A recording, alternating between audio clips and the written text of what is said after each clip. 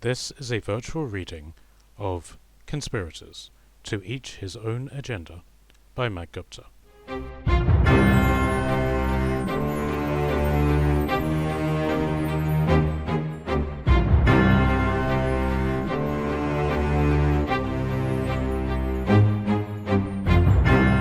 Chapter 49.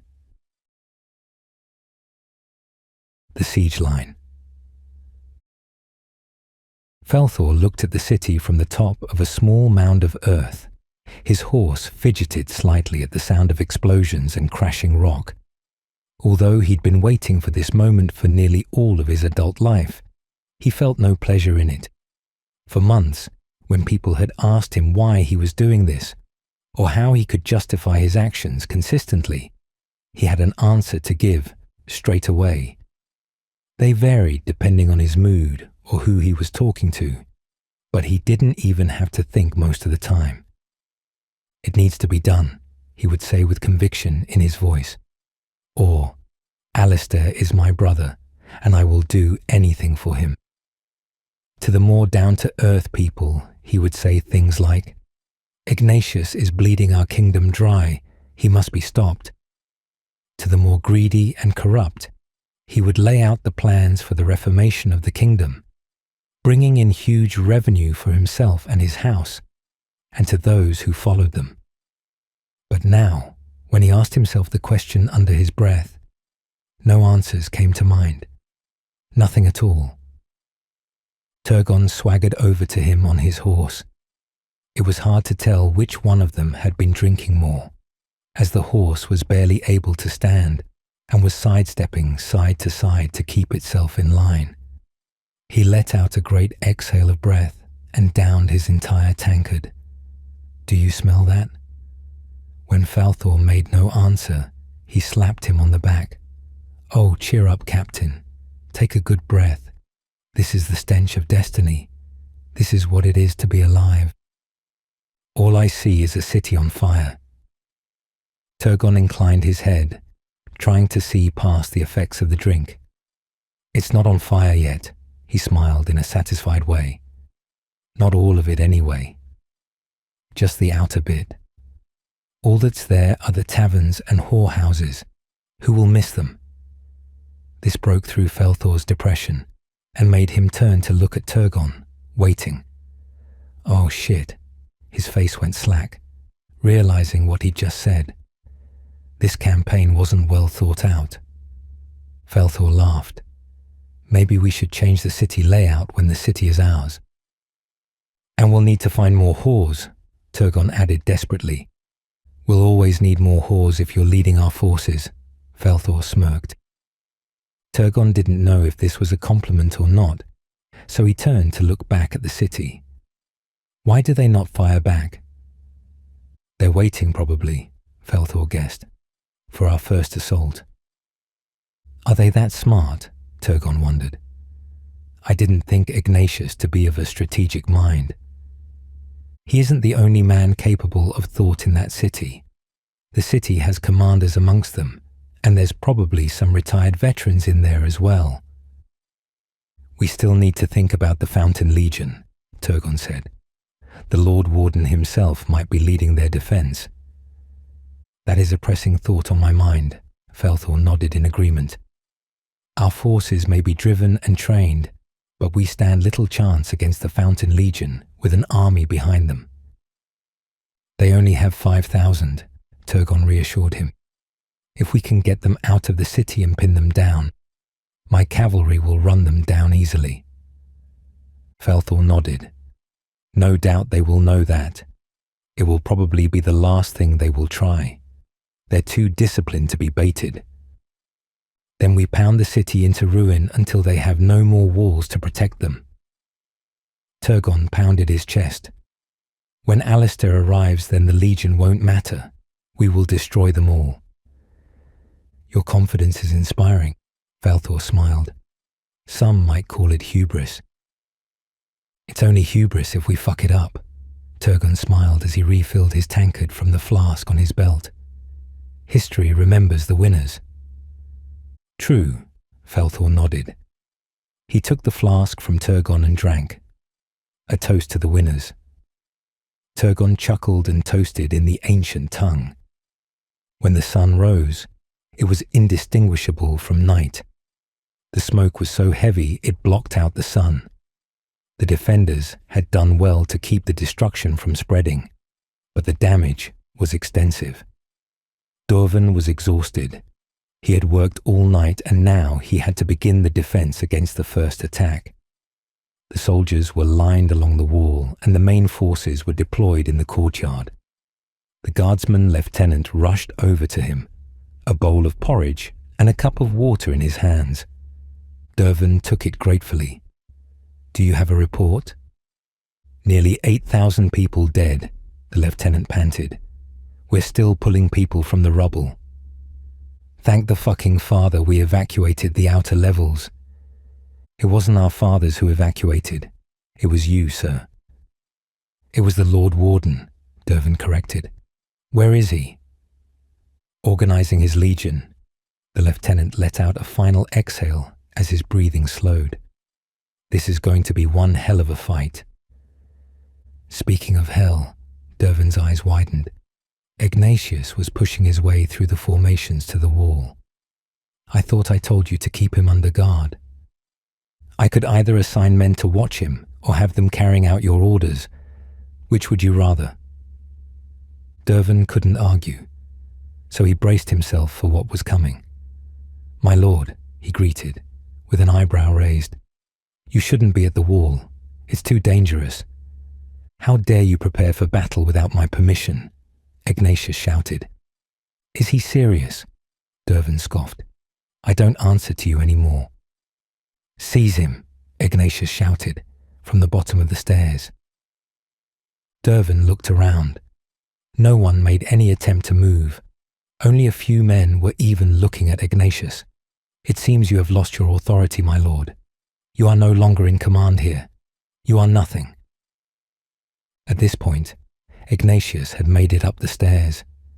"You will stand your men down at once and ready yourselves to ride out of the gate. We will meet them head on." "We?" Dervan raised another eyebrow. "Have you grown a pair of balls to fight your own fights now?" "How dare you speak to me like that?" Ignatius hissed. "I should have you whipped for your impudence." He made to strike him, but Dervan caught his arm effortlessly and punched him with a mailed fist. "I told you, you are no longer in command." He pushed him back and knocked him down the stairs. "Take him away," he ordered, to the crowd at large.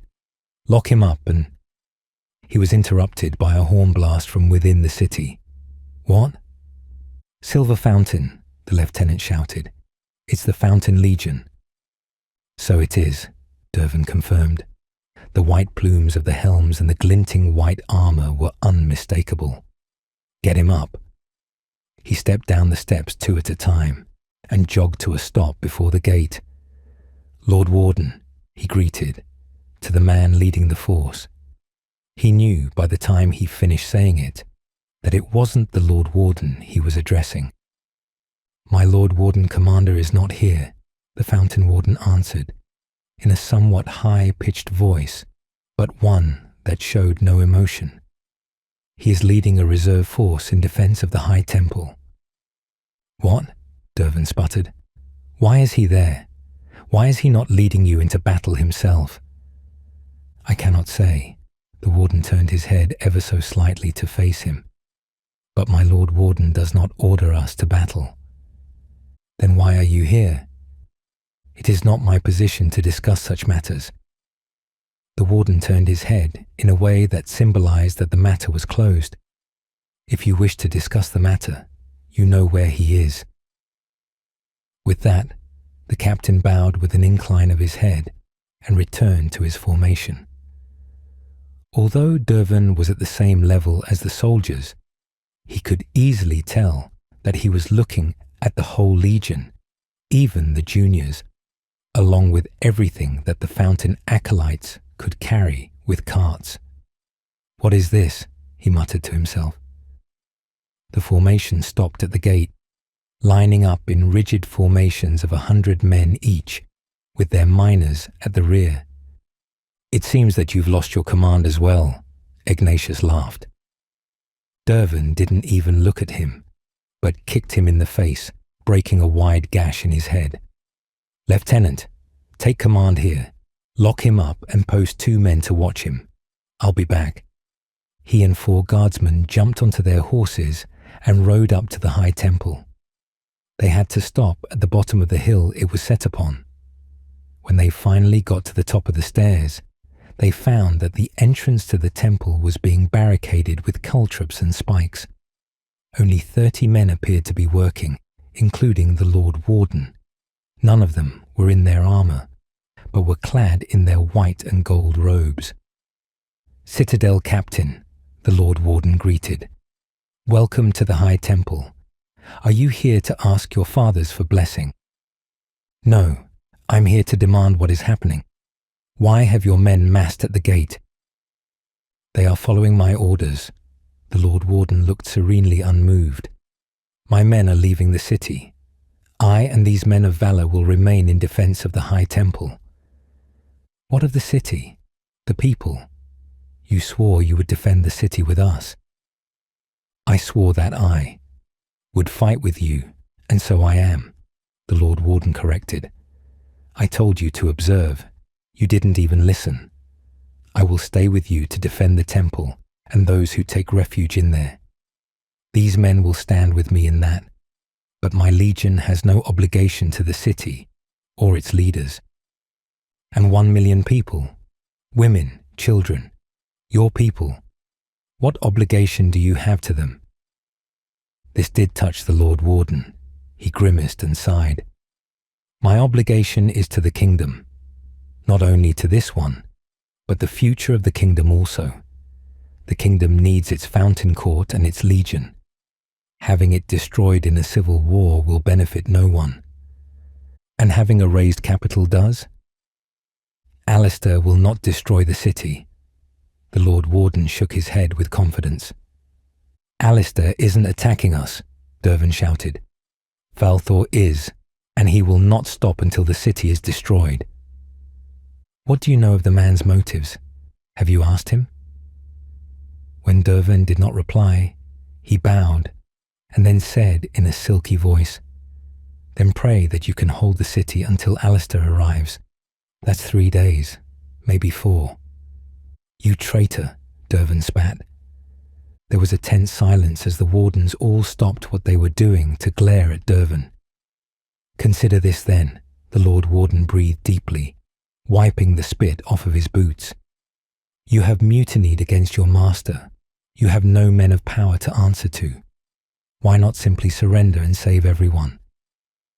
I can't surrender, Dervin answered, after a painful moment. If I give this city up, I'll be vilified for all eternity. This city has stood for over 1,000 years. I will not be the man who gave it up without a fight. So you will let the city be destroyed over a matter of pride? This isn't about pride, Dervin protested, a little bit too quickly. It's about honor and duty, something you obviously know nothing about. With that, he turned and made the long descent down the stairs. The walk down was harder than the ascent, and when he met his horse, his armor felt like it was made out of stone. What do we do now? A guardsman asked, clearly in full agreement with Dervin. We pray. He may be a traitor, but he is right. We hold our own until Alistair arrives. If we can defeat Falthor before then, we evacuate the city. Let us to the gate. We have a war to fight. The ride to the gate was made at a full gallop. The Fountain Legion was ready to leave, and the warden was atop the wall and arguing with the lieutenant as to whether or not his men could depart. The lieutenant seemed to be holding his ground well and didn't seem to notice Dervin arriving until he was right next to him. Dervin needed no explanation. Let them out, he sighed to the gatemen. Close the gates after them, then prepare for battle. The lieutenant looked like he would argue, but he saw the reasoning in Dervin's broken expression. The Legion had made its decision, and there was no way to change that. If they fought, Dervin's forces would lose. The lieutenant gave the orders and then turned out to look at the army facing them. "Why are we doing this, sir? If we fight, we die." "Yes," Dervin agreed, "but we will die with honor. We are the only ones who can defend this city, so we must. History will never forgive us if we don't." "You're my captain, and I'll follow your lead," the lieutenant shrugged. They both nodded at each other and let out a long sigh. Felthor was atop his horse at the position of command, on the right of the army, so that he could see the whole of the battlefield. Even from here, he could see the gates opening. He muttered to himself. "This is unexpected." "Genius is only measured by how insane you become," Turgon piped up. Mostly on principle of being the first person to say something, but he too was concerned. "It seems that Ignatius has been baited, unless this is a surrender." Stormworth grunted. Active service seemed to be disagreeing with him, even in the rich chair that had been brought out for him. Turgon and Felthor looked at each other in doubt. "Let us go see what this is." "This is a trap," Turgon smiled in anticipation. "Of course it is," Felthor smiled back. "Let's not disappoint them. Traps are opportunities after all. A way of life I exercise in every whorehouse." "You can't leave," Stormworth objected. "We are about to begin the attack." "Feel free to attack the city without us then." Turgon inclined his head and then urged his horse with a loud tug of the reins. The army parted with rigid discipline to let them pass. The two generals now stood at the front of the lines. They could see the men on the wall ready themselves, raising their throwing spears and the few bows that they had. By the time they had arrived, the Fountain Legion had already begun to deploy outside the gate. At the sight of the army, the sergeants shouted in the ancient tongue, and the men fell into their phalanx position. Felthor had never seen the Legion deploy, let alone fight, and he considered this a great honor. So he trotted his horse forward slightly and addressed the Legion. "Fountain Legionaries," he called, raising a peaceful hand. "You honor us with your defense. May we parley?" The Legion did not react to this, but simply maintained their formation. They could have been statues. "Captain," Turgon warned, "they have children with them." As soon as he said this, Falthor saw his nephew, standing taller, but still a child, in the center of the fifth formation. Falthor turned his horse to face away and addressed the Legion sideways. "You cannot win an attack. Skilled and magnificent as you are, you will be overwhelmed. Surrender, and I swear to you, on all of my forefathers' bones from here to the beginning of time, that no harm will come to you, and you will be treated with respect according to your position and honor." He could have been blowing on a mountain for all the notice the Legion took of him. All of them were watching him, however, their blue and brown eyes tense and disciplined behind their blue and black face masks. Falthor lowered his hand despairingly. "So be it," he sighed. "Father, forgive me." He turned and rode away. "General," he said to Turgon, "I leave this to you." Turgon seemed reluctant for the first time in his life. "I cannot," he shook his head. "I won't be able to break through that. I'm sorry, Captain." "Very well," Falthor nodded, in full understanding. "We shall send Lord Stormworth then. If he leads them, they will destroy us." "They are not here to fight," Falthor chewed the inside of his mouth. "They are here to leave." He turned back to look at his nephew, now indistinguishable from the others under his helmet. "If we are to set upon them, let it be Stormworth and his army of shits. I will not waste honest blood on such honorable men as these." Turgon nodded. the same dark smirk he had worn upon learning of Stormworth's planned demise on his face. And here I was thinking that losing men was a bad thing,